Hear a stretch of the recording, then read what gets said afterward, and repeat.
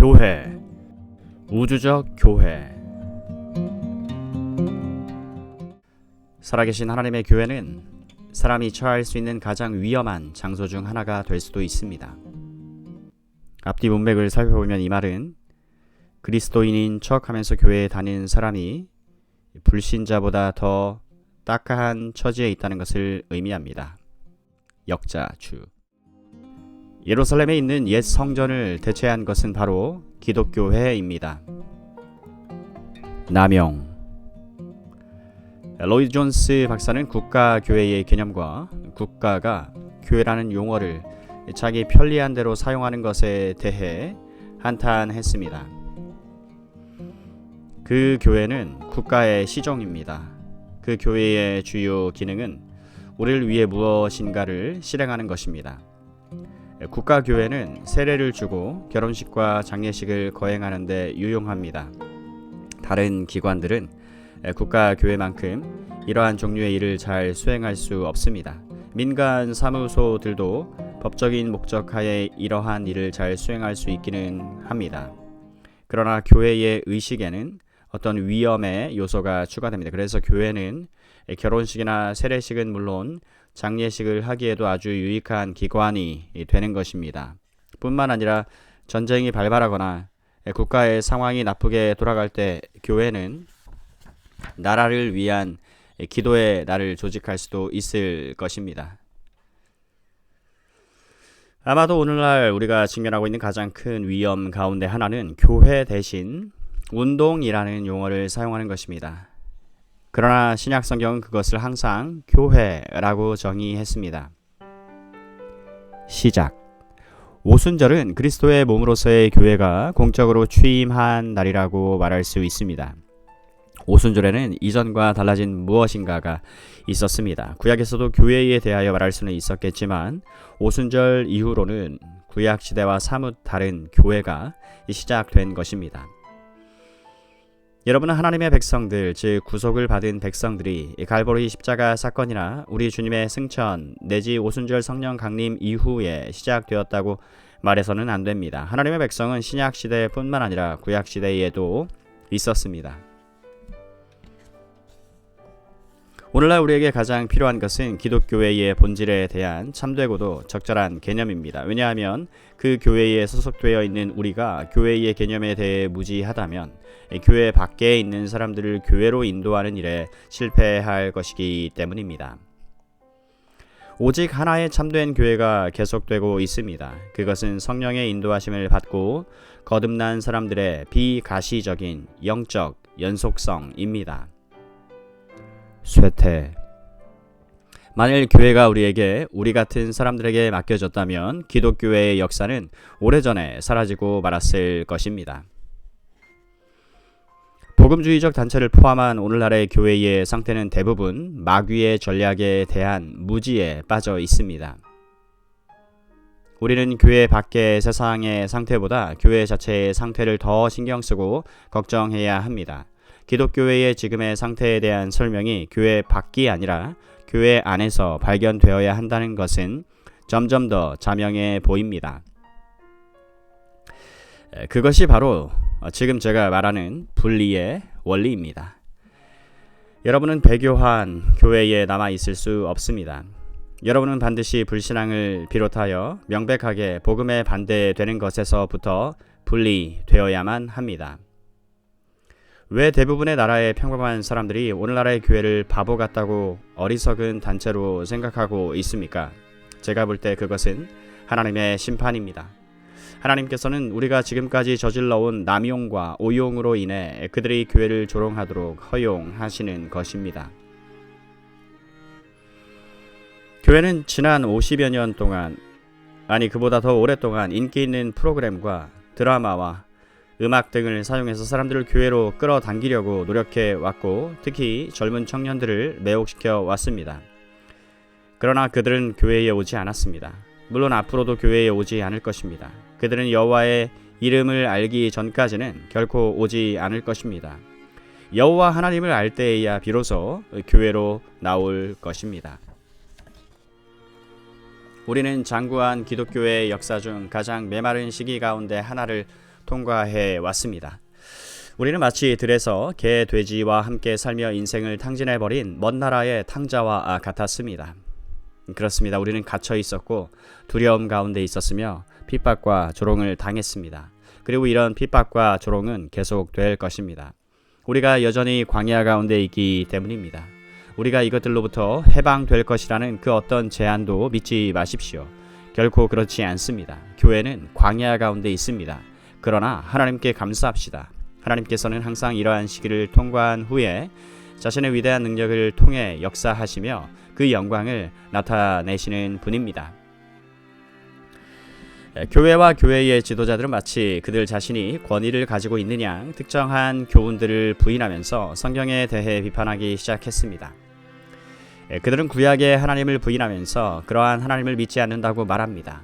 그들은 영광의 주님을 그저 평범한 인간으로 전락시켰으며 그분이 동정녀에게서 태어나셨음을 부인하고 그분이 베푸신 이적과 기적들을 부인했으며 그분의 속죄와 성령의 인격을 부인했습니다. 그리고는 성경을 윤리서적이나 도덕책으로 전락시켰습니다. 바로 이것이 오늘날 교회가 왜 이렇게 되었는지를 설명해 줍니다. 교회는 그 교리와 믿음을 배반하였습니다.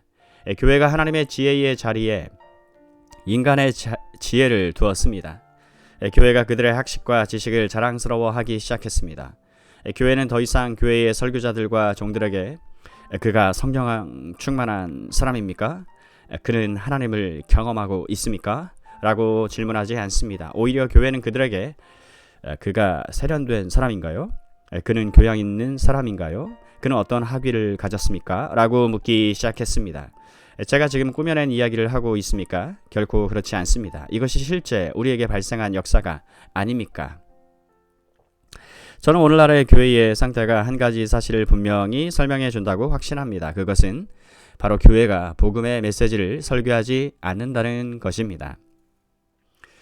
그리스도인으로서 우리는 정말 오늘날의 교회의 상태에 대해 만족하고 있습니까? 우리는 이것에 대해 항상 생각해야만 합니다. 이 나라에는 한때 하나님께 기도하고 찬미하며 영광을 돌리는 백성들로 가득 찼던 도시와 마을들이 있었습니다. 기독교회의 역사 가운데 우뚝 서서 하나님의 영광에 대한 지각으로 충만했던 도시와 마을들이 있었습니다.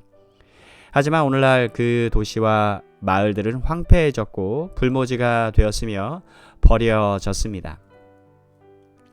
교회가 무릎을 꿇고 교회 자체의 권세와 능력의 바닥을 드러낸 채 하나님과 그분의 능력과 성령의 권세를 바라보지 않는 한 영적 쇠퇴와 타락은 계속될 것이며 더 심해질 것입니다. 하나님의 교회가 어둠과 좌절의 상태에 빠지는 것은 언제나 교회가 교회로서의 정체성을 잊어버리고 하나님을 의지하는 법을 잊었기 때문입니다. 오히려 교회 자체의 어리석은 생각과 능력과 기술들을 의지해 왔기 때문입니다. 이상 아이디어. 바울은 교회를 하나님께서 사람의 마음 안에서 일하고 역사하시는 장소라고 보았습니다. 교회의 존재에 관한 한 하나님께서는 우주 창조와 비길만큼 전적으로 새로운 일을 하셨습니다.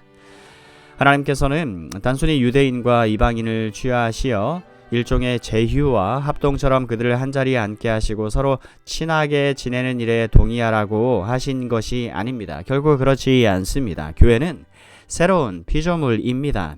교회는 여러 부분의 집합체가 아닙니다. 그리스도께서 머리가 되시는 몸으로서의 기독교회만큼 하나님의 영광을 훌륭하게 선포하는 곳은 없습니다. 여러분도 신데렐라였을지 모릅니다. 모든 교회는 신데렐라입니다. 누더기 옷을 입고 종으로서 언니들의 허드렛 일을 도우며 힘들고 어려운 삶을 살던 신데렐라 말입니다. 하지만 신데렐라가 왕자와 결혼했습니다. 그러자 어떤 일이 벌어졌습니까?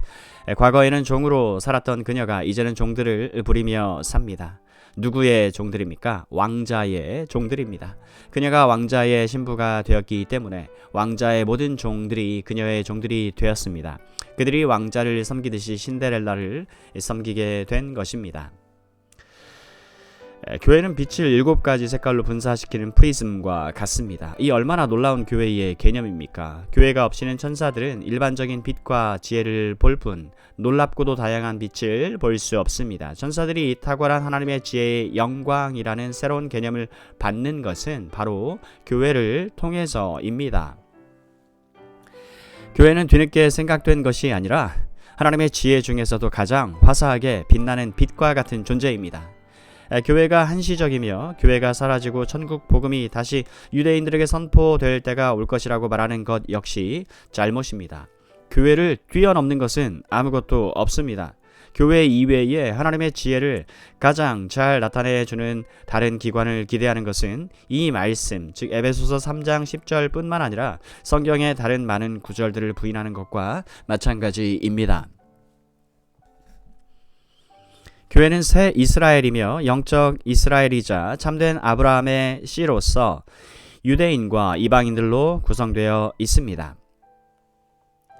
우리가 기독교회에 대해 참된 개념을 조금이라도 가지고 있다면, 신약의 교회와 같은 교회의 모습을 본다면, 신약시대의 교회들이 어떠했는지, 그리고 이후 초창기 교회의 모습이 어떠했는지에 대한 희미한 개념만 가지고 있다면, 우리가 정말 모든 부흥의 시기와 대각성의 시기에 교회가 어떠했는지를 조금이라도 이해하고 있다면 우리 모두는 작금의 교회 상태에 대해 통탄할 것입니다. 우리는 분명히 슬픔과 비탄에 빠지게 될 것입니다. 우리 모두는 한때 위대하고도 유명했던 것이 바닥에 떨어지고 마지막을 고하는 모습을 볼 때마다 슬퍼하지 않습니까? 제국의 타락과 쇠퇴는 참으로 슬픈 광경이 아닐 수 없습니다. 큰 사업이 쇠락하는 것을 보는 것은 슬픈 일입니다. 위대한 전문가가 그 비법을 상실하는 것은 슬픈 일입니다. 위대한 운동선수가 나이가 들어 쇠퇴기를 맞이하는 모습을 보는 것은 매우 슬픈 일입니다. 이 모든 것들은 우리를 슬프게 합니다. 우리는 무한하신 분을 통해 이 모든 것을 생각하고 하나님의 마음으로 하나님의 교회를 생각하며 그것을 오늘날의 교회와 대조해야 합니다. 이 사람은 말합니다. 오 시온으로 인하여, 예루살렘으로 인하여 내가 잠잠하지 아니하리로다. 내가 쉬지 아니하리로다. 이사야 62장 1절 말씀. 성숙, maturity. 여러분은 석수, 즉 벽돌공이 일하는 모습을 보신 적이 있습니까? 저는 어렸을 때 벽돌 깎는 일을 많이 했는데 그 일은 아주 매력적이었습니다. 석수는 그가 가지고 있는 여러 가지 종류의 망치들과 정을 사용해서 돌을 조금씩 깎아 나갑니다. 그리고 그 돌을 다듬고 모양을 내며 세련되게 만들고 더 얇게 깎아냅니다. 그러고 나서 그것을 벽돌 틈에 넣어 봅니다. 그러다가 벽돌 틈에 그 돌이 잘 맞지 않으면 그것을 빼냅니다. 그리고 조각칼과 망치로 다른 부분을 더 깎고 다듬습니다. 석수는 그 돌이 벽돌 틈에 맞을 때까지 작업을 계속합니다. 그리고 그 돌을 틈에 넣고는 뒤로 물러서서 관찰합니다. 그 작업이 만족스러우면 석수는 그 위에 시멘트 반죽을 입힙니다. 그러고 나서 계속해서 다른 돌을 취하여 같은 작업을 반복합니다. 바로 이것이 사도를 통하여 하신 그의 안에서 건물마다 서로 연결하여 주 안에서 성전이 되어가고 라는 말씀의 의미입니다. 에베소서 2장 21절. 이 점에 있어서 해부학에 관한 특정한 지식이 도움이 될 것입니다. 몸의 접합 부분의 경우 하나의 뼈에는 잔 모양의 움푹 팬 배상화라는 기관이 있고 다른 뼈 끝에는 이 배상화에 딱 들어맞는 공 모양의 기관이 있습니다. 이 두 기관의 표면은 부드럽고 매끄러워서 마찰이 없으며 모든 것이 효과적인 방식으로 쉽고도 조화롭게 접합됩니다. 사도의 가르침에 의하면 교회의 회원들에게도 이런 방식이 적용됩니다. 이것은 만유 가운데 주 안에서 그들이 자라나는 방식입니다. 기독교회의 가장 이상적인 상태는 모든 교회원들이 마땅히 이르러야 하는 상태로서 다른 모든 교회원들과 연결되고 결합되어 평안에 매는 줄로 성령이 하나 되게 하신 것을 유지하는 상태입니다. 에베소서 4장 3절. 이상적인 교회에는 그 연결 부분에 삐걱거리는 소리가 없으며 모난 것도 없습니다. 모든 것이 연결되고 결합되어가는 것입니다. 에베소서 4장 16절. 연합, 유니티. 오늘날 교회의 문제 가운데 하나가 연합의 문제라고 생각하는 사람들이 있습니다. 그래서 그들은 여기에 모든 시간과 관심을 투자합니다. 사람들이 지옥에 간다는 것은 더 이상 그들에게 중요한 문제가 아닌 것처럼 보입니다. 그들은 항상 연합을 선교하고 그것에 대해 책을 씁니다. 교회의 연합이 그들의 복음이 되어버렸습니다. 그러나 이런 복음은 아무도 구원하지 못합니다. 로마 가톨릭 교회를 포함해서 이 세상의 모든 교회들이 하나의 교회로 합병된다면 여러분은 하나의 위대한 세상 교회를 가지고 있다고 생각할 수도 있을 것입니다. 그러나 저는 감히 이것이 거리에 있는 단 한 사람을 변화시키는 일에 있어서 조금도 영향을 끼치지 못한다고 말할 수 있습니다. 교회들이 분열되어 있기 때문에 그들이 교회 밖에 있는 것이 아닙니다. 자신이 죄를 좋아하는 죄인이기 때문에 영적 실제에 대해 무지하기 때문에 교회 밖에 있는 것입니다. 그들은 사람이 달나라에 간 것만큼이나 이 연합의 문제에 관심이 없습니다. 그럼에도 불구하고 교회는 여전히 연합의 문제가 마치 가장 중요한 문제인 것처럼 떠들고 있는 것입니다. 절대로 두 개의 교회는 존재하지 않을 것입니다. 심지어 기독교회가 두 부분으로 분열되는 일도 없을 것입니다. 기독교회는 하나이며 항상 하나입니다. 교회는 유대인을 이방인으로, 이방인을 유대인으로 만드는 동일한 하나님의 은혜와 복을 공유하고 있습니다. 그들은 모두 정확히 동일한 약속과 축복스러운 소망의 공동 상속자들입니다. 하나님의 교회에는 분열이 없고 출신과 배경과 인종과 사회적 지위에 따른 구분이나 차별 따위도 없습니다. 이런 것들은 아주 부적절한 것들입니다. 그와 동시에 하나님의 집에는 지적인 구분이나 차별이나 그에 따른 특별한 계급도 없습니다. 여러분이 이 세상에서 가장 뛰어난 천재일 수도 있지만 그것은 전혀 본질적인 문제가 아닙니다. 하나님의 집에서 여러분은 다른 모든 사람들과 같은 사람입니다. 여러분은 지성적 의미에서 가장 백치인 사람과 동일한 위치에 있는 것입니다. 여러분이 위대한 학식과 지식의 소유자일 수도 있지만 그것은 여러분이 교회 문을 열고 들어오는 순간 조금의 차이도 만들지 못하며 아무런 도움도 주지 못합니다. 여러분은 아무것도 모르는 사람과 똑같이 하나님의 집에 들어오고 가장 무지한 사람과 동일한 위치에 있게 되는 것입니다. 이와 마찬가지로 한 사람의 과거의 도덕적 행동이나 행실도 하나님의 집에서는 아무런 의미가 없습니다. 여러분이 모든 덕의 모범과 귀감이 될 수도 있지만 하나님의 집에서는 그것이 여러분을 전혀 도울 수 없습니다. 아마 여러분은 복음의 말씀을 들으면서 불쾌해할지도 모릅니다. 왜냐하면 복음은 여러분의 모든 의가 더러운 누더기와 같으며 여러분이 거리에서 불황생활을 하는 가장 방탕한 죄인과 다를 바 없이 똑같은 상태에 있다고 말하기 때문입니다.